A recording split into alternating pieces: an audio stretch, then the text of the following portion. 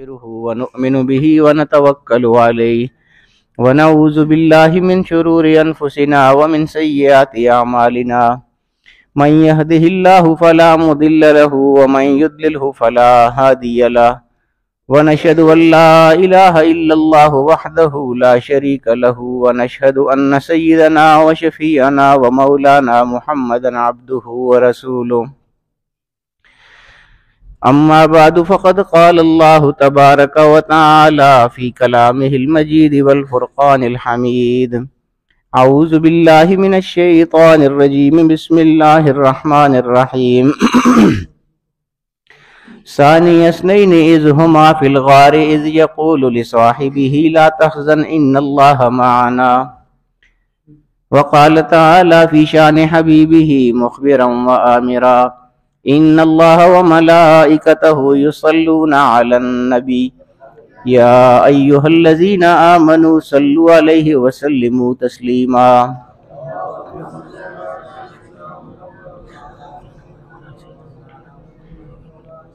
الصلاة والسلام عليك يا رسول الله وعلى آلك وأصحابك يا حبيب الله الصلاة والسلام عليك يا شفيع المذنبين وعلى آلك وأصحابك يا رحمة للعالمين. سامعین محترم، جیسا کہ آپ جانتے ہیں تقریباً 1 مہینے سے سیدنا ابوبکر صدیق رضی اللہ تعالی عنہ کے حوالے سے گفتگو ہو رہی ہے. آج ان کے سلسلے کا آخری جمعہ ہم پڑھیں گے، پھر انشاءاللہ آگے رجب کے حوالے سے گفتگو ہوگی. سیدنا صدیق اکبر رضی اللہ تعالی عنہ کے حیات اور ان کی زندگی کے مختلف پہلو میں آپ کو بتاتا رہا ہوں ان گزشتہ جمعوں میں. حضور علیہ السلام کے ساتھ ان کا بہت گہرا تعلق رہا ہے، بہت ہی زیادہ. سارے ہی صحابہ کا بہت زیادہ گہرا تعلق ہے. میں اکثر کہا کرتا ہوں کہ حضور کے صحابہ جیسی مخلوق نہ حضور سے پہلے کبھی آئی ہے اور نہ قیامت تک کوئی اور آئے گی. یہ حضور کے صحابہ کا خاصہ ہے، صحابہ کرام رضوان اللہ تعالی علیہم اجمعین، کہ ان جیسی شخصیات دوبارہ کوئی نہیں آ سکتی ہیں. سارے ہی حضور علیہ السلام کے ساتھ بہت مخلص، بہت عقیدت اور احترام والا تعلق رکھتے تھے. لیکن جس طرح ہر چیز میں درجات ہوتے ہیں، اس طرح صحابہ میں بھی درجات ہوتے ہیں، اپنے اپنے اعمال ہوتے ہیں، اپنے اپنے فضائل ہوتے ہیں. خلفائے راشدین جو ہیں ان سب کے اپنے اپنے فضائل موجود ہیں اور بہت بڑے بڑے فضائل ہیں. اس میں ایسا نہیں ہوتا کہ اگر کسی ایک خلیفہ کو کوئی فضیلت حاصل ہے تو دوسرے کو کوئی نہیں حاصل. ایسے نہیں ہوتا. ہر خلیفہ کو بہت بڑے بڑے اعزازات حاصل ہیں. سب کا تذکرہ کرنا چاہیے. جن جن کا موقع ہو، جن جن کے ایام وصال ہوتے ہیں، سب کے حوالے سے بھرپور گفتگو کرنی چاہیے، کھل کے کرنی چاہیے، سب فضائل ان کے بیان کرنے چاہیے. تو سیدنا صدیق اکبر رضی اللہ تعالیٰ عنہ کے حوالے سے چونکہ گفتگو چل رہی ہے تو اس لیے میں عرض کرتا ہوں کہ ان کا جو حضور علیہ السلام کے ساتھ ایک قلبی گہرا تعلق تھا وہ بھی اپنی مثال آپ ہے. اس کا یہ مطلب نہیں ہوتا کہ اور کسی کا نہیں ہے. میں عرض کر رہا ہوں کہ چونکہ ان کے دن چل رہے ہیں اس لیے ان کے حوالے سے گفتگو ہو رہی ہے. سب کے اپنے اعزاز ہیں، بہت بڑے بڑے اعزازات ہیں. حضور علیہ السلام کے ساتھ جو ان کا قلبی تعلق تھا، لیکن ایک عام تعلق ہوتا ہے جو ہم کسی کے ساتھ رکھتے ہیں. ہمارے ساتھ بھی بہت سارے جو عقیدت مند ہیں، مریدین ہیں، سب کا تعلق ہوتا ہے. لیکن یہ ضروری نہیں ہے کہ سب کا ایک جیسا تعلق ہوگا. یہ تو اپنی اپنی عقیدت کی بات ہے نا. اب مریدین میں بھی ایسے ہوں گے کہ کسی کی عقیدت بہت زیادہ ہوگی، اور جس کی جتنی زیادہ عقیدت ہوتی ہے تو جو شیخ ہوتا ہے، جس طرح حضرت صاحب ہیں ابھی، اور آپ کے مشائخ جہاں کہیں کسی کی نسبت ہو، تو مشائخ کو پتہ ہوتا ہے کہ کون کس کیفیت میں ہے. اور یہ میں آپ کو بتاؤں، یہ بڑی عجیب بات ہے. ہمارے ساتھ تو چونکہ یہ روزمرہ کے واقعات پیش آتے رہتے ہیں، دوروں میں بھی پیش آتے رہتے ہیں، یہاں بھی پیش آتے رہتے ہیں. تو کچھ لوگ ایسے ہوتے ہیں جو بہت زیادہ قریب رہنے کی کوشش کرتے ہیں، اور لوگوں کو بھی یہ دکھانے کی کوشش کرتے ہیں کہ میں ان کے بہت زیادہ قریب ہوں. کچھ لوگ ایسے ہوتے ہیں کہ جو یہ کوشش نہیں کرتے بلکہ دور دروازے میں بیٹھے ہوئے ہوتے ہیں، لیکن شیخ کی نظروں میں اس کا مقام زیادہ ہوتا ہے جو وہاں دروازے میں بیٹھا ہوتا ہے۔ تو یہ دل کی کیفیت کی بات ہوتی ہے۔ میں عرض یہ کر رہا تھا کہ حضور علیہ الصلوۃ والسلام کے ساتھ جو ان کا تعلق تھا، سیدنا صدیق اکبر رضی اللہ تعالیٰ عنہ کا جو قلبی تعلق تھا، یہ بھی اپنی مثال آپ ہے۔ خود حضور علیہ الصلوۃ والسلام اس کو بیان فرماتے ہیں۔ یہ دیکھیے نا کہ حضرت صدیق اکبر رضی اللہ تعالیٰ عنہ کے دل کی کیفیت خود حضور بیان فرما رہے ہیں کہ اس کے دل کی کیا کیفیت ہے، کیا خوش نصیبی ہے سیدنا صدیق اکبر رضی اللہ تعالیٰ عنہ۔ پہلے تو یہ خوش نصیبی کہ حضور وہ بیان فرما رہے ہیں، اور بیان کیا فرمایا یہ دیکھیے۔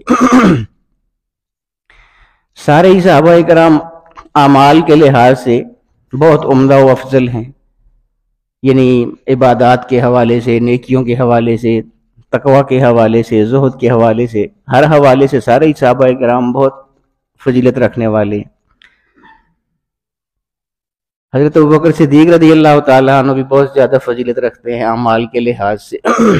لیکن جو قلبی تعلق کی میں بات آپ کو بتا رہا ہوں، حضور علیہ الصلوۃ والسلام نے صحابہ کرام سے ایک دن فرمایا کہ چونکہ صحابہ کرام کا ذوق تھا نا بہت زیادہ عبادات کرنے کا، نیکیاں کرنے کا، تو حضور نے صحابہ کرام کو یہ فرمایا اس خیال سے کہ چونکہ ابوبکر میرے بہت زیادہ قریب ہے، تو ہو سکتا ہے کسی کا خیال یہ ہو کہ چونکہ ابوبکر کا اللہ تعالیٰ کے ساتھ بہت زیادہ گہرا تعلق ہے، عبادات بہت کرتا ہے، نیکیاں بہت کرتا ہے، صدقات بہت کرتا ہے، تو اس وجہ سے ہے۔ ظاہر ہے اللہ تعالیٰ کے ساتھ تعلق بہت بڑی بات ہے، لیکن حضور کیا فرما رہے ہیں؟ فرماتے ہیں کہ ابو بکر کو جو فضیلتیں حاصل ہوئی ہیں، ما فضلکم ابو بکر بکثرت الصلاۃ والصیام، ابو بکر کو جو فضیلتیں حاصل ہوئی ہیں یہ نماز روزوں کی وجہ سے نہیں حاصل ہوئی ہیں، حالانکہ بہت زیادہ کرتا ہے، ولیکن بشیء وقر فی قلبہ، لیکن وہ توقیر اور وہ عظمت جو اس کے دل میں میرے لیے ہے، اس کی وجہ سے اللہ پاک نے اس کی ساری فضیلتیں عطا فرمائی ہیں۔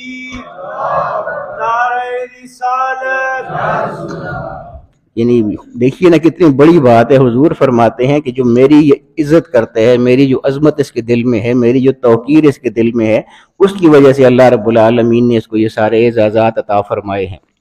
تو یہاں ایک اور بات بھی ذہن میں رکھیں، اس کے ساتھ ہی منسلک ہے،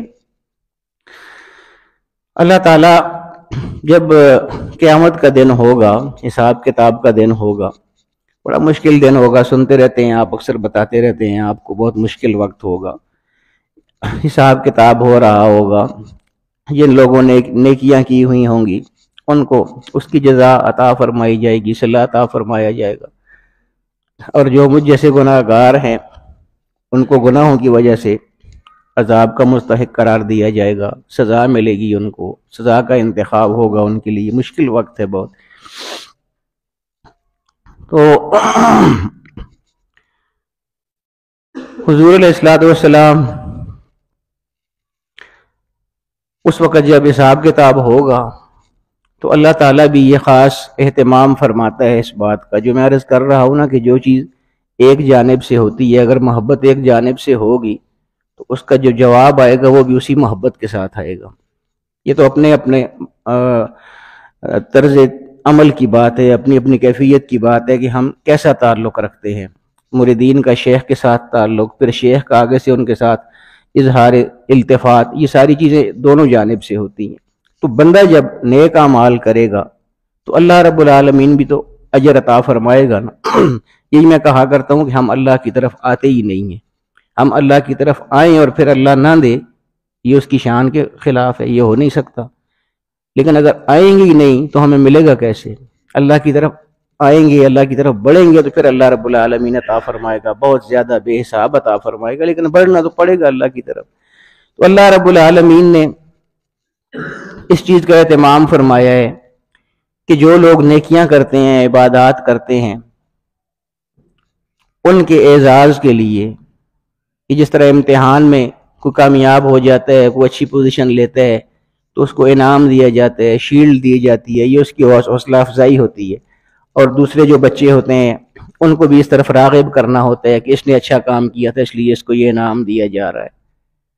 تو جو اللہ رب العالمین کے لیے ہو جاتا ہے جو بندہ، جو اس کے احکامات پر عمل پیرا ہوتا ہے، یہ کیسے ممکن ہے کہ اللہ پاک اس کو شیلڈ نہیں عطا فرمائے گا اور انعام نہیں عطا فرمائے گا؟ تو جتنے لوگ نیک اعمال کرتے ہیں، وہ کوئی بھی نیک عمل جس نے زیادہ کیا ہوتا ہے، اللہ پاک نے جنت میں اس کو داخل کرنا ہے، کیونکہ نیک اعمال سے ساری زندگی بھری ہوئی ہے اس کی، وہ تو جنت میں جائے گا ہی جائے گا۔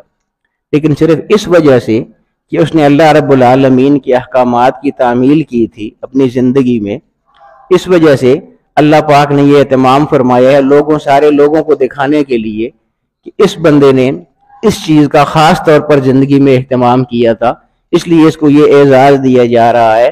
تو اب مثال کے طور پر اگر کسی آدمی نے نمازیں پوری طرح پڑھی تھیں، صحیح طرح پڑھی تھی، تو اس کے لیے جنت کے جو دروازے ہیں ان دروازوں کے اوپر باب الصلاۃ یعنی نماز والا دروازہ لکھ دیا جائے گا۔ اس بندے کو جس نے نمازیں اپنی زندگی میں زیادہ اور پوری اہتمام کے ساتھ پڑھی ہیں، اس دروازے سے جنت میں داخل کیا جائے گا۔ یہ خاص اس کا اعزاز ہے تاکہ سارے لوگوں کو یہ پتہ چلے کہ اس نے صحیح نمازیں اللہ کی ادا کی ہیں، صحیح ادا کی ہے نماز کا۔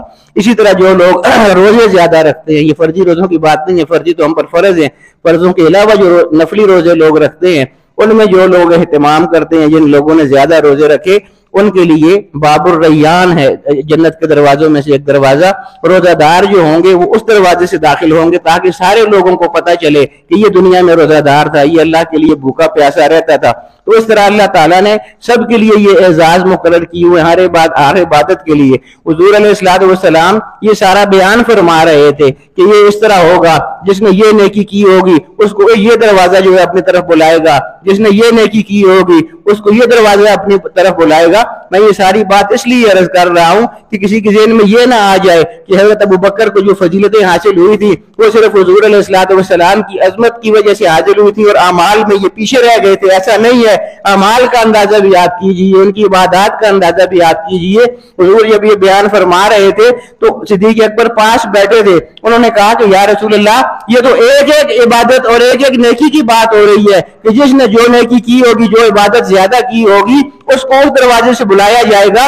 یا رسول اللہ، کوئی ایسا خوش نصیب بھی ہوگا کہ وہ جب آئے تو سارے ہی دروازے اس کو اپنی طرف بلانے لگ جائے، نماز والا دروازہ کہے کہ ادھر سے آئیے، روزے والا دروازہ کہے کہ آپ ادھر سے آئیے، ہر دروازہ اس کو پکار اٹھے۔ یا رسول اللہ، کوئی ایسا خوش نصیب بھی ہوگا؟ حضور نے فرمایا کہ ہاں ہوں گے، بہت سارے ہوں گے، اور ابو بکر میں تم کو بتاؤں کہ تو بھی انہی میں سے، تجھے بھی ہر دروازہ اپنی طرف پکار رہا ہوگا جنت میں۔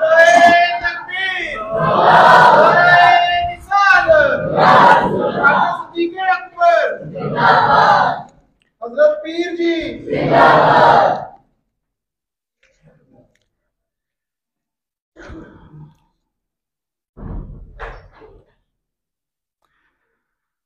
تو تشریف رکھیے۔ یہ یعنی دو پہلو ہیں اب زندگی نا، ایک وہ عظمت اور توقیر والا پہلو ہے، اس میں صدیق اکبر اس انتہا کو پہنچے ہوئے ہیں کہ حضور خود ان کا یہ کمال بیان فرما رہے ہیں کہ اس دل میں اتنی عظمت ہے، اتنی توقیر ہے میرے لیے، وہ ان کا اس طرح اعزاز ہے۔ اور اعمال کے حوالے سے یہ دیکھیے یہ کتنا بڑا اعزاز ہے صدیق اکبر رضی اللہ تعالیٰ عنہ کا۔ اور عجیب یعنی حضور علیہ الصلوۃ والسلام کے محبت کے رنگ ان کے اپنے اپنے عجیب ہیں۔ سیدنا صدیق اکبر کے بہت ساری چیزیں ہوتی ہیں زندگی میں، بہت سارے حالات ہوتے ہیں، بہت سارے واقعات ہوتے ہیں، ہر واقعے میں اپنا ہی ایک لطف ہے۔ حضور علیہ الصلوۃ والسلام کی عظمت اور توقیر تو آپ نے دیکھ لی، حضور علیہ الصلوۃ والسلام کا ادب یہ کتنا کرتے تھے اب یہ دیکھیے۔ سارے ہی کرتے ہیں، سب صحابہ کرام کرتے تھے، لیکن کچھ چیزیں کچھ لوگوں کے ساتھ خاص ہوتی ہیں، وہ انہی کے ذہن میں آتی ہیں۔ یہ بھی اللہ تعالیٰ کی طرف سے انعام ہوتا ہے۔ اللہ تعالیٰ سب لوگوں کو مسجد نبوی کا دیدار کروائے، وہاں کی حاضری نصیب فرمائے۔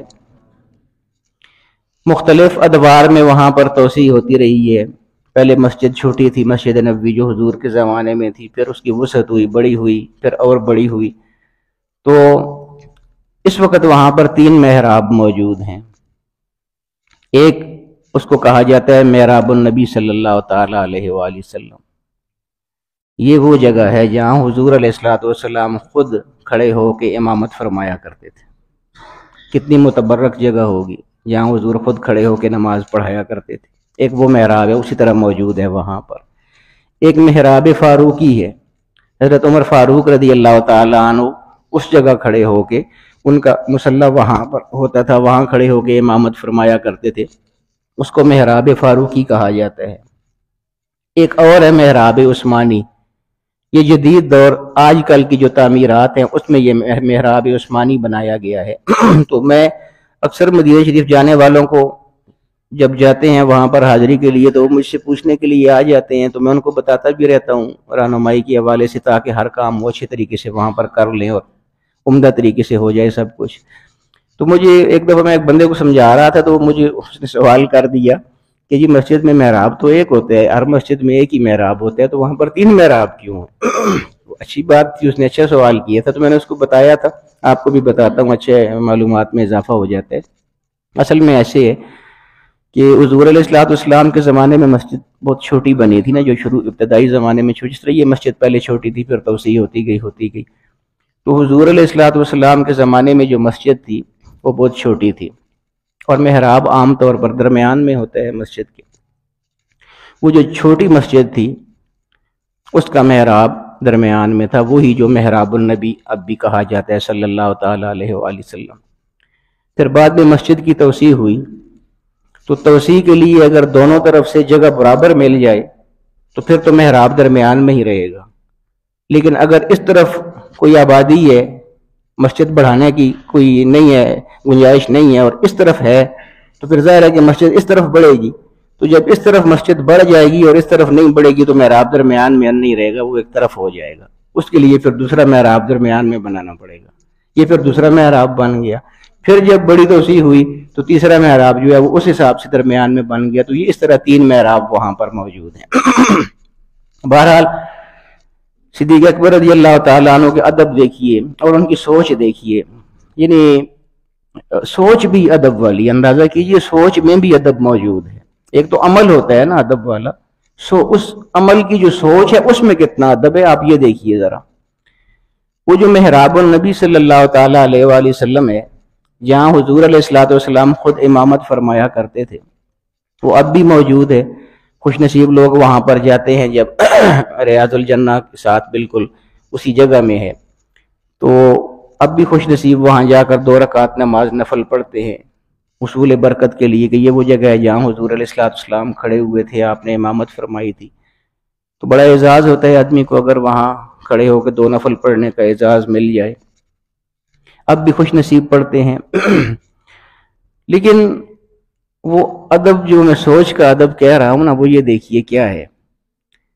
بڑے زمانے تک حضرت صدیق اکبر رضی اللہ تعالیٰ عنہ کے دور تک، یعنی ان کے دور میں ایسا ہوتا رہا کہ لوگ وہاں پر نماز پڑھتے رہے، اب بھی پڑھتے ہیں۔ اب فرق کیا ہے کہ پہلے لوگ اس جگہ کھڑے ہو کے نماز پڑھتے تھے جہاں حضور کھڑے ہوتے تھے، نماز کے لیے جب کھڑے ہوتے تھے، جس طرح یہ مصلی ہے نا تو محراب میں، تو جہاں پر پاؤں حضور کے ہوتے تھے، پاؤں مبارک، وہیں لوگ بھی کھڑے ہوتے تھے، جہاں حضور کے پاؤں ہوتے تھے وہیں لوگ اپنے پاؤں رکھتے تھے۔ صدیق اکبر کو یہ خیال آیا کہ حضور علیہ الصلوۃ والسلام کہاں اور ہم لوگ کہاں، ہم کون ہوتے ہیں اس جگہ کھڑے ہونے والے جہاں حضور کھڑے ہوئے تھے، ہماری یہ کب مجال اور ہماری جرت، اور ہم اس قابل کہاں ہیں کہ جہاں حضور کھڑے ہوں وہاں ہم کھڑے ہوں۔ تو انہوں نے پھر اپنے دور میں یہ کیا کہ وہ محراب النبی صلی اللہ تعالیٰ علیہ وآلہ وسلم جو ہے اس کو انہوں نے اس طرح کیا۔ یہ محراب آپ کو نظر آ رہا ہے نا، تو میں آپ کو سمجھاتا ہوں کہ ادھر محراب کے اندر کھڑے ہوں تو یہاں پر پاؤں ہوں گے، اور جب سجدہ کریں گے تو سر آپ کا وہ آگے جائے گا محراب کے کونے تک۔ صدیق اکبر رضی اللہ تعالیٰ عنہ نے یہ کمال فرمایا کہ وہ مسجد کا جو محراب تھا حضور والا، اس کو درمیان سے دیوار لگا کے پیچھے والا حصہ بند کر دیا۔ یہ اگلا جو حصہ ہے جہاں سجدہ ہوتا ہے، سر رکھا جاتا ہے، وہ حصہ بند کر دیا، اور جو حضور علیہ الصلوۃ والسلام کے پاؤں والی جگہ تھی اس کو اب موجودہ محراب میں سر والی جگہ بنا دیا۔ مطلب یہ کہ ہمارا یہی مقام زیادہ سے زیادہ ہو سکتا ہے، اور ہمارے لیے سب سے بڑی عظمت یہ ہو سکتی ہے کہ جہاں حضور علیہ الصلوۃ والسلام کے پاؤں لگا کرتے تھے، وہاں اب جب سجدہ کرتے ہیں تو ہماری پیشانی وہاں پر رکھی ہوتی ہے اور سر وہاں پر رکھا ہوتا ہے۔ یہ بھی ایک ادب کا انداز ہے کہ جہاں حضور کے پاؤں ہو وہاں ہمارے سر ہونے چاہیے، یہ ان کا خیال تھا، یہ ان کا ادب تھا۔ تو میں یہ عرض کر رہا تھا کہ صدیق اکبر رضی اللہ تعالیٰ عنہ کی بہت عجیب عجیب باتیں ہیں۔ اللہ تعالیٰ ان کی روح پر کروڑ رحمت نازل فرمائے۔ حضور علیہ الصلوۃ والسلام کا جس طرح انہوں نے ساتھ دیا تھا، سائے کی طرح حضور علیہ الصلوۃ والسلام کے ساتھ ہر وقت رہے تھے، ہر جگہ رہے تھے، اور بہت ہی عجیب عجیب واقعات ہیں، انشاءاللہ پھر کبھی آپ کو بتاؤں گا۔ اللہ رب العالمین ہمیں ان کی تعلیمات پر چلنے کی توفیق عطا فرمائے۔ وآخر دعوانا الحمدللہ رب العالمین۔